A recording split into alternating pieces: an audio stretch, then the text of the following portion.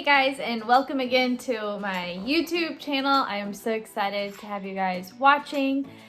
First off, if there's anything specifically you'd like to see, since I'm just starting out, please let me know in the comments below and I would be glad to make that video for you all. I want it to be something that you'd actually enjoy, so please let me know if there's anything specifically. If you're a first year teacher or just a new teacher in general, if you teach kindergarten, then I would love to hear your thoughts of what you would like to see. This is my first year teaching kindergarten, but my third year of teaching. I was taught second grade for my first 2 years of teaching. So I know what I'm doing, but I'm still pretty new, especially I took 1 year off in between second grade and kindergarten, and I have loved teaching kindergarten. There's so many fun activities you can do. But anyway, today I would like to talk about how to stay an organized teacher. The first year is really hard. I have to say, my first year, I thought I was organized, but probably halfway through, maybe not even halfway through, I felt like I was sinking because there's so many things you don't know that you're going to need. Being a first year teacher, if you don't have anyone telling you, you don't know you're going to be getting certain papers. Like I remember there's so many papers I would get and I didn't know where to put them. And I didn't have the materials at my school to really stay organized. We had some money to spend at the beginning of the year, but that goes really quickly. So first thing I would suggest to get with your money are some things to help you stay organized. One of them that really helps is lots of binders. I bought a lot this year because I knew my first 2 years at my other school, I just really didn't have a lot. So that was one thing I really wanted to make sure starting at a new school, I wanted to be organized. That was one of my top priorities for getting ready for teaching. So I bought a ton of binders. I even have a bunch of them still extra. I just wanted to make sure I had a binder for anything that I would need it for. You'll want one to put lesson plans in. You'll want a thick one to put lesson plans in. You'll want another thick one for holding assessments for each child because it fills up as the year goes on. Mine was super thin, and now I think I'm gonna have to get an even bigger binder because I can barely fit everything inside of it. So get maybe 3 or 4 of the thick binders, like a couple of inches thick, bigger than just the 1 inch, because you'll need them to hold paperwork for each student to keep track of it. In kindergarten, we don't do report cards. We just do an assessment and we don't really grade them. We just keep that assessment. So if it was, say, writing, some of them can't make complete sentences. So it was listen to a story, a fictional story, and write your opinion about it. Or they drew a picture and labeled. So I keep that for each student. So it really helps to keep those things in a place where you can have them easily accessed. Also, I keep a parent communication folder. Anytime I communicate with a parent or it's something important, or for conferences, you get forms, I can keep all of that in the parent conference folder. Or if I need contact information, I keep that in the parent folder so the substitute knows where to find it if they need to contact someone. Another thing is to have a student information folder. It has all of their contact information, allergies, IEPs, all of that good stuff. And then I have a folder for each subject. I haven't really used that as much this year because then I started organizing things based on what I use per week.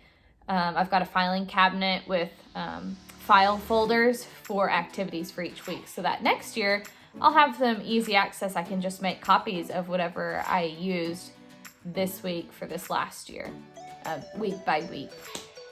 So that really helps you to stay organized as well if you have a filing cabinet.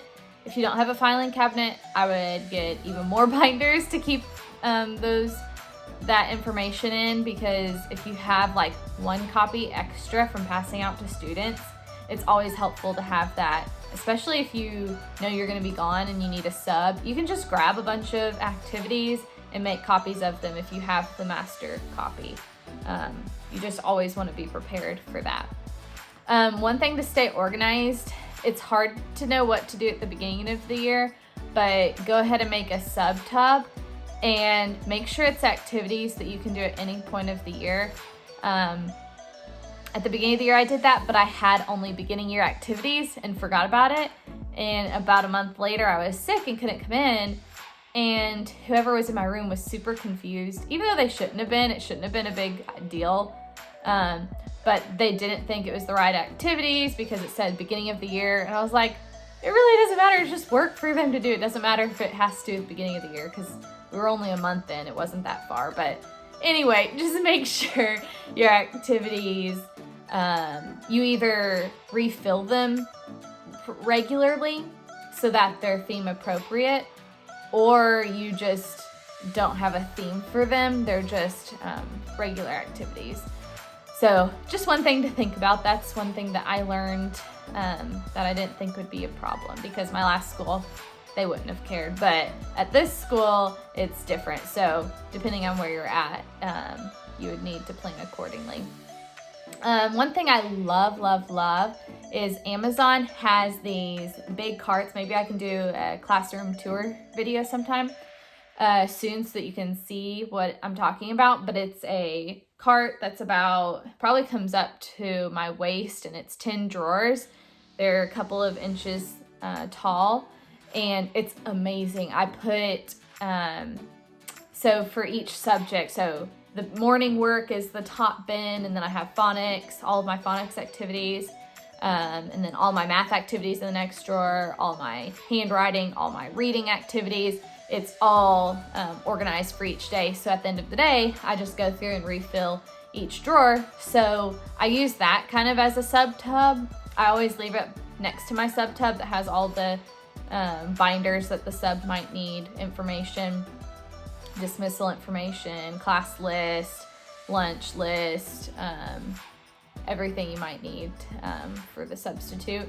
So I leave that cart there, and all the substitute has to do is pull out the activities for that day. And if they happen to run out, I have an extra drawer with stacks and stacks of extra activities.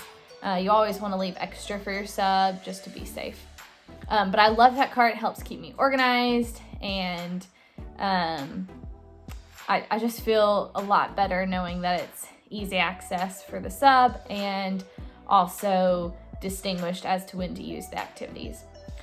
Also, when you do make your sub-tub, leave out a plan of instructions of when to pull out each drawer if you happen to do that, and when to use what activities. Another thing I really love is to help stay organized. I have the binders, the drawer, the filing cabinet, and then depending on if you have a closet, I would suggest getting the cheap little tubs you can get at the dollar store to help organize all of your math manipulatives, to organize all of your reading manipulatives. I also have a tall bookshelf next to my reading table, but it's pretty ugly inside. So one thing I do to help keep it organized and clean is I just got this really cool, it's a shower curtain, but it has a design that goes with the theme of my classroom, where sunflowers. So it's got like a wood pattern and then sunflowers and lights up at the top. So there's just so many things you can do to help stay organized. Another thing I absolutely love, and we use several times every day in the classroom, are the clear sheets. You can get like a 25 pack off Amazon for, I don't know, it's probably close to $20.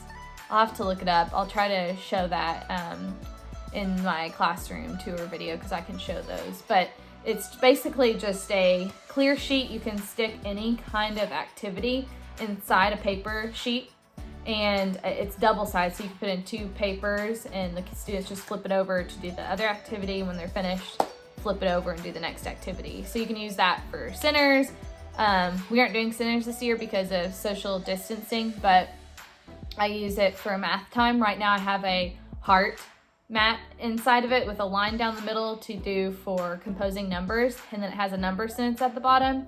And so the students can either draw a picture with their dry erase marker. I got them some foam hearts that they use for manipulatives for adding, and then they write their number sentence at the bottom, erase it, and they can do it all over again. So it's amazing.